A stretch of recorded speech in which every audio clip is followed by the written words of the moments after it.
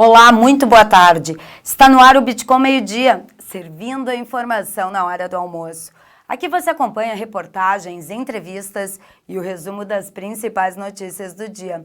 Quer saber mais informações? Acesse bitcomtv.com.br e nossas redes sociais, Facebook, Instagram, Twitter e YouTube. E o primeiro caso de coronavírus no Rio Grande do Sul foi confirmado nesta terça-feira.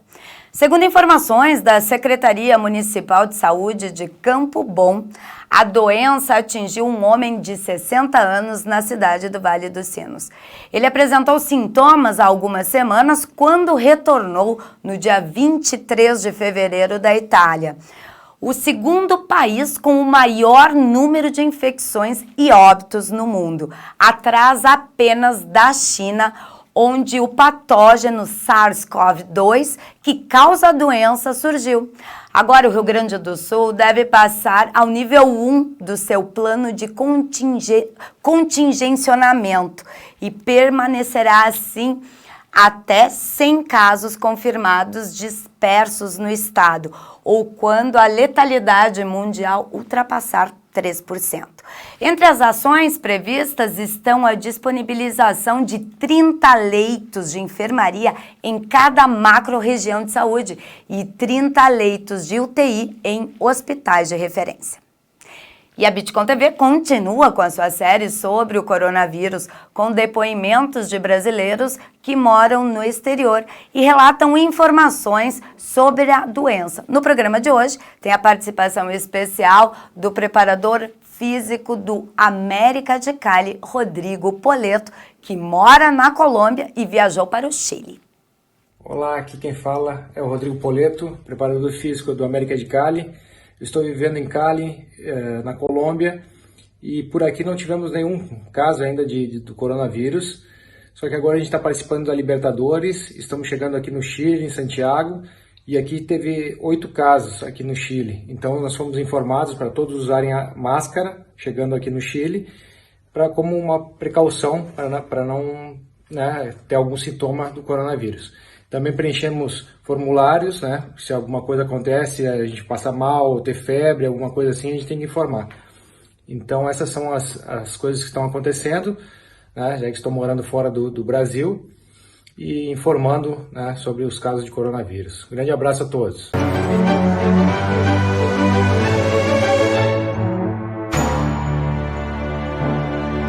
E em relação à situação em Caxias do Sul, o município registrou mais 2 casos suspeitos de coronavírus. Um deles é uma criança que reside na Espanha e veio visitar a família na cidade.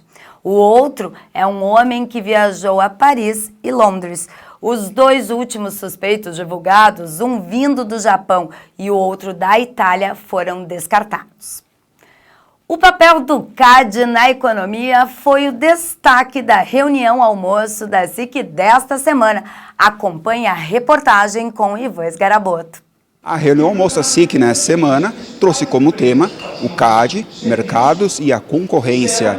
O superintendente-geral do CAD, Alexandre Cordeiro Macedo, fala sobre o papel da autarquia na economia. É um papel importantíssimo porque a gente regula, sob o ponto de vista concorrencial, algumas condutas, a gente faz análise e aprovação de fusão e aquisição de empresa, combate a ilícitos concorrenciais como cartel, desconto condicionado, indução de conduta comercial uniforme e o CAD tem uma abrangência em todas as áreas da economia, em todos os mercados, tem essa capacidade transversal e, portanto, não fica focado em um setor específico. Para você ter uma ideia, são aproximadamente 450 fusões e aquisições que o CAD avalia todo ano, mais uns 350 processos de conduta, diversas buscas e apreensões, acordos de leniência, acordos de termo de compromisso de cessação, enfim, é um trabalho grande, um trabalho árduo de extrema importância para a economia brasileira.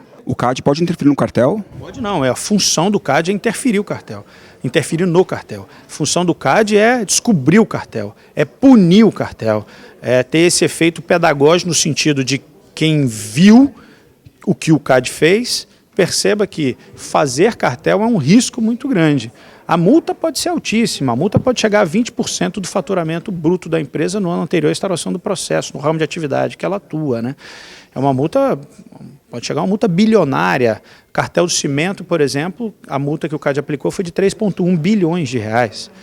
Além de outras penas, que a gente chama de penas acessórias ali do artigo 38, como, por exemplo, proibição de contratar, proibição de contratar com a administração pública por prazo não inferior a 5 anos, proibição de exercer o comércio, publicação do extrato da decisão em jornais de grande circulação, orientação para não receber mais incentivos fiscais e econômicos, uma série de penas que isso pode gerar um custo altíssimo para a empresa. Então, no momento de se fazer um cartel, tem que saber de todas essas possibilidades de investigação que o CAD tem e das consequências que isso gera. Qual a opinião do CAD sobre o monopólio?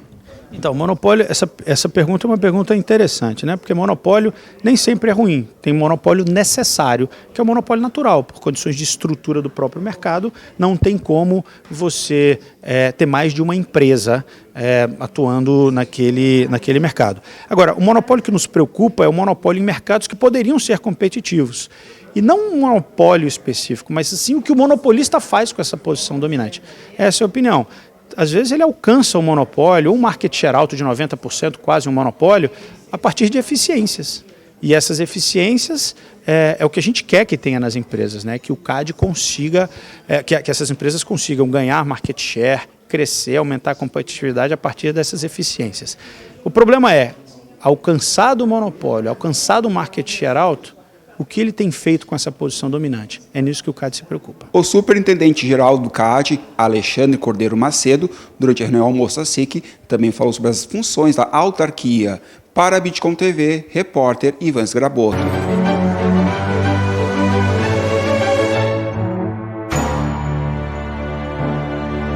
E uma informação que envolve toda a comunidade caxiense. Na próxima quinta-feira, a partir das 6h30 da tarde, acontece no plenário da Câmara Municipal aqui de Caxias do Sul uma audiência pública para tratar dos avanços e das perspectivas do transporte público e da mobilidade urbana na cidade. A condução da reunião caberá à Comissão de Desenvolvimento Urbano, Transporte e Habitação da Câmara. O objetivo é buscar esclarecer o aumento da tarifa, as gratuidades e os rumos do transporte coletivo, já que o novo edital prevê a prestação do serviço até maio de 2030. O edital licitatório se encontra suspenso neste momento. Fica aí, então, o convite para que todo caxiense participe.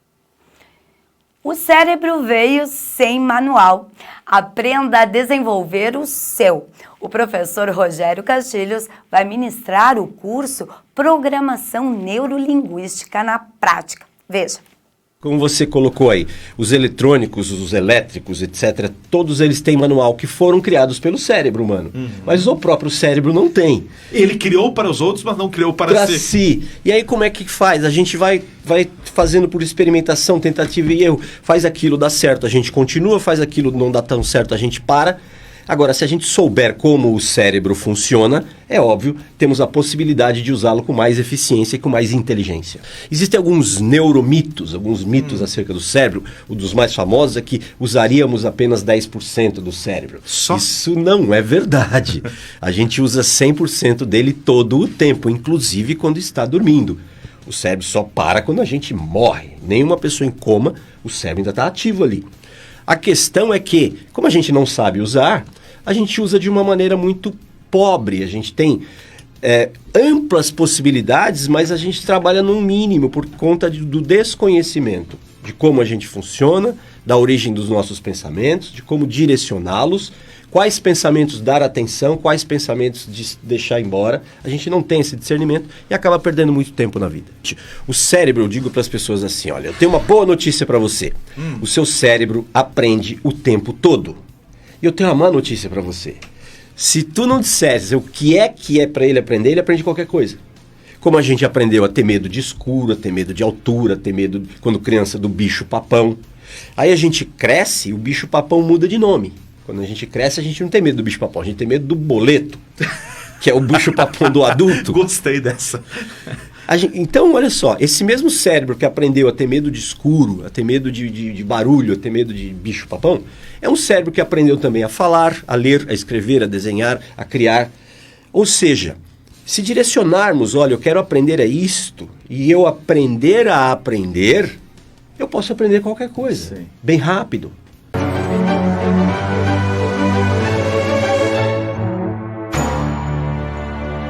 Vamos agora às nossas notícias do esporte, da dupla Caju. O jogador do Caxias, Tilica, sofre um ato de racismo em Ijuí. O Caxias ganhou do São Luís pelo placar de 2-1 na noite desta segunda-feira no estádio 19 de outubro em Ijuí. Os gols foram marcados por Bruno Ré e Diogo Oliveira. Mas o fato lamentável ocorreu aos 39 minutos do segundo tempo, quando a partida foi interrompida, após o atleta Tilica ser alvo de injúrias raciais. Após o fato, a polícia acabou sendo chamada. A partida foi retomada 6 minutos depois. O confronto terminou com a vitória grená por 2-1. O próximo confronto do Caxias será diante de Novo Hamburgo no dia 15 de março, às 5 horas, no Estádio Centenário.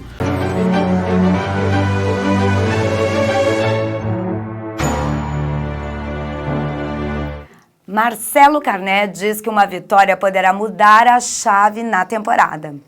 O goleiro Marcelo Carné acredita que um resultado positivo na noite desta quarta-feira, diante do América, do Rio Grande do Norte, pelo jogo de ida da terceira fase da Copa do Brasil, no Jacone, vai mudar a chave na temporada.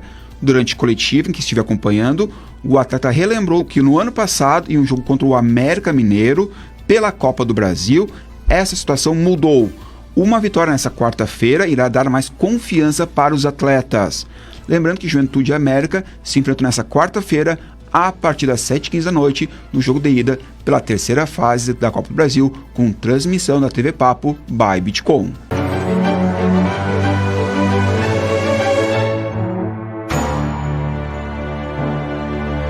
E hoje quem está conosco aqui é o coordenador de esporte, comentarista Marcos Vaz. Afinal de contas, temos muitas informações. O Caxias venceu, tem ato de racismo e o Juventude joga amanhã. É isso mesmo, né? É isso aí. Infelizmente, nós temos que hoje falar e repercutir mais um ato racista, né? Dessa vez envolvendo alguns torcedores do São Luís de Juí. É lógico que nós estamos falando de alguns torcedores, né? Nós não podemos cair no pecado de generalizar. O São Luís de Juí, como um clube de futebol, não é racista. Mas, infelizmente, tem alguns torcedores que têm essa conduta, que têm esse comportamento. Então, é um ato repugnante, lamentável e que precisa ser apurado e, quem sabe lá, achar e punir, né, quem cometeu esse ato de racismo, de injúria racial em relação ao atacante Tilica, jogador do Caxias. Infelizmente, a gente tem que falar de novo. E como as coisas se repetem e coisas ruins se repetem no futebol. Mas o que vamos fazer, né? A gente tem que repercutir isso para ver se em algum momento, em algum tempo, isso vai terminar no futebol. E tem que terminar também essa história do torcedor achar que paga ingresso e que vai para dentro do estádio de futebol e acha que pode fazer tudo. E não pode, né? Não pode. Teria que ter uma conduta, um comportamento adequado. Mesmo que muitas vezes, e aí nós estamos falando de futebol, a emoção passe por cima da razão. Mas ato racista não dá, né? Nos tempos de hoje, não dá. E as coisas continuam se repetindo no futebol. Tomara que o São Luís, como a federação, o próprio TJD, possa, enfim, encontrar essas pessoas, se não encontrar, repercutir isso, assim, dividir isso com a sociedade para terminar de uma vez por todas com essas questões raciais no futebol. Tá certo, mas o Caxias, em contrapartida, venceu, né? Dentro de campo, o Caxias, no meu entendimento, é o melhor time do Campeonato Gaúcho até aqui. Se vai ser campeão gaúcho, bom, isso aí o tempo vai dizer. Hoje, o Caxias já é vice-campeão por ter conquistado o primeiro turno e adquirido a vaga para decidir o Campeonato Gaúcho em 2 jogos. Talvez nem precise. Se for campeão do retorno, o Caxias será campeão gaúcho. E para mim não vai ter nenhuma surpresa se isso acontecer. Sem medo de errar, independente de ter uma competição com o Grêmio Internacional. Hoje, neste momento, o Caxias é o melhor time do Campeonato Gaúcho. E ontem ratificou essa posição, ganhando do São Luís, um desesperado São Luís, que está na condição de rebaixado neste momento dentro do retorno ou na tabela geral do Campeonato Gaúcho. Jogo amanhã do Juventude super importante, né, Vaz? O Juventude num momento ruim. Depois da derrota para o São José pelo Campeonato Gaúcho, aconteceram várias reuniões no sentido de fechar um diagnóstico daquilo que está acontecendo com a Juventude, trabalhar em cima desses problemas que o grupo apresentou e começar a reverter. E reverter significa, é lógico que é uma outra competição, amanhã é Copa do Brasil, mas começa por aí. Para ter reflexo lá no Campeonato Gaúcho, depois no final de semana contra o Aimoré, é necessário vencer o América de Natal amanhã aqui no Estádio Alfredo Jaconi. É jogo pela Copa do Brasil, é jogo que vale 2 milhões, jogo não, é uma fase agora que vale 2 milhões de reais em caso de classificação para a quarta fase da Copa do Brasil. Então, no futebol, tudo que é bom tem a ver com sequência, e a sequência no futebol são bons resultados. Se o Juventude conseguir ganhar do América de Natal amanhã, provavelmente vai ter também assim, mais chances de conseguir um bom resultado diante do Aimoré pelo Campeonato Gaúcho no final de semana. Que bela notícia aí para nossa dupla Caju, fora essa questão desse ato de racismo, mas uma bela notícia aí. Caxias sendo considerado aí o melhor time, Juventude tendo chance de evoluir ainda mais na Copa do Brasil. Né? O Caxias melhor time é uma opinião minha, né? De repente tem alguém que não concorda com isso, né, mesmo? Mas como comentarista pode expor. Não, é só pegar os números do Caxias, né? E tudo que aconteceu com o Caxias, os números e a produção da equipe dentro de campo, que nós vamos concluir que nesse momento o Caxias é o melhor time do Campeonato Gaúcho. Tá certo, muito obrigada. Amanhã a Bitcom TV vai transmitir, sim, o jogo. É importante, mas eu vou aproveitar esse momento rapidinho para a gente destacar que é importante que várias pessoas comentam em relação à transmissão dos jogos. Vamos deixar claro, vocês transmitem as imagens até um certo horário, mas durante o jogo, sim, aparece ali imagens da transmissão dos comentaristas, dos narradores. Eu queria que tu comentasse rapidamente sobre isso. É isso aí, nós não temos os direitos de imagem, né? Portanto, as imagens de bastidores, do estádio, da movimentação de torcida, até a bola rolar. Quando a bola rola, nós não temos mais esse direito. Né? Nós não temos esse direito de imagem. Então, passa a ser áudio, passa a ser rádio com a nossa live da cabine e algumas imagens que a gente ainda pode fazer, né, com a própria arquibancada, movimento da torcida. Então, a nossa transmissão é dessa forma. Sem ter direito de imagem para transmitir a bola rolando, nós vamos até o horário do jogo com algumas imagens de bastidores e depois entra o áudio, né, em uma transmissão de rádio. Tá certo, muito obrigada, viu, Vaz? Grande abraço. E olha só, gente, eu confesso que eu estou sentindo uma temperatura um pouco mais alta do que ali quando nós estávamos no ápice do verão. E ó, estamos aí há 20 dias já do outono, então eu não sei vocês, viu? Mas para mim, agora, março, está sendo mais verão do que em janeiro, e isso estranha muito, né? Até porque nós estamos aí passando por um momento não muito agradável pelos agricultores, a estiagem, sim, não estamos tendo chuvas, então realmente, ó, a situação não é boa para quem gosta de sol, e quem gosta de calor, sim, está extremamente agradável, mas para o setor agrícola aqui do nosso estado do Rio Grande do Sul não está nada agradável. Mas quem vai falar um pouco mais sobre este assunto e vai entrar com imagem ao vivo aqui de Caxias e da região é ele, Edinho Soares, no Visão 360 by Bitcom.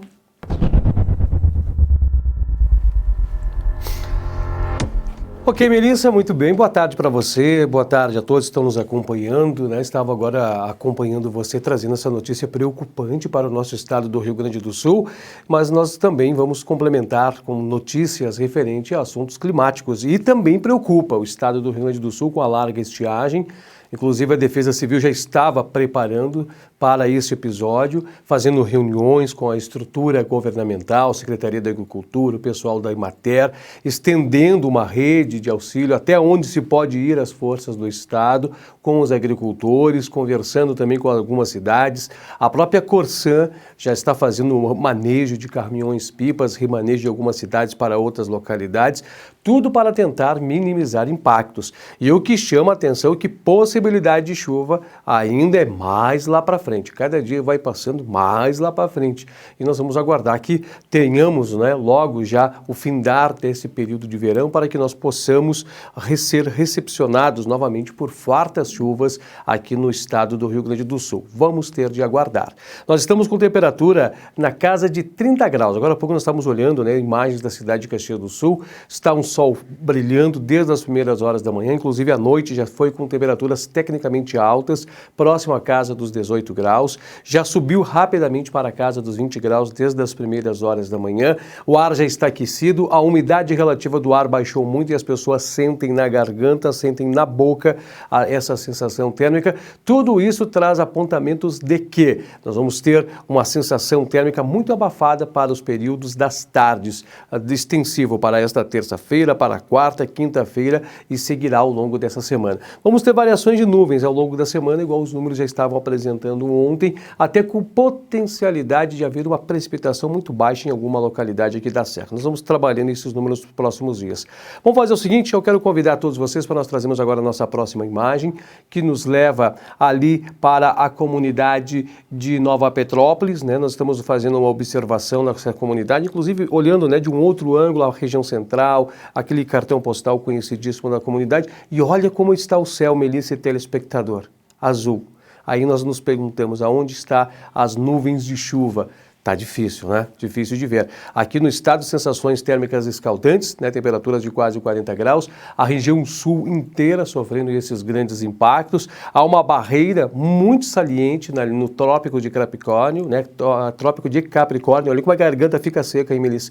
E ali ocorrem as precipitações de chuva que caem com abundância na região sudeste e não conseguem avançar para cá. Vamos aguardar se isso vai mudando-se para os próximos períodos. Eu estou analisando os números juntos com os meteorologistas do estado e vou trazer para vocês. Eu tenho a última imagem agora, Melissa, que eu separei. Olha as nuvens que lá de Vacaria. Até tristeza de descrever que são nuvens, mas estão ali os bancos, né, pequenos bancos de nuvens. Esses são esparsos que vêm da região, que vêm das regiões ali do litoral, e eles transpassam as altitudes serranas e conseguem chegar até ali. Mas logo se dissipam, né, vão para a região ali de Santa Catarina e também não traz efeitos positivos para a chuva. Melissa, para quem realmente gosta de calor, para quem está pensando, né, na sombra em água fresca, para quem está em períodos de férias, para quem está querendo aproveitar os clubes, as piscinas, é uma boa pedida. Mas na outra ponta, na outra extremidade, há já preocupações. É o caso do nosso agricultor. Eu fico por aqui e continuo monitorando as condições climáticas. A qualquer momento a gente traz mais informações ou até mesmo, né, amanhã junto com você em mais uma participação. Eu volto com você.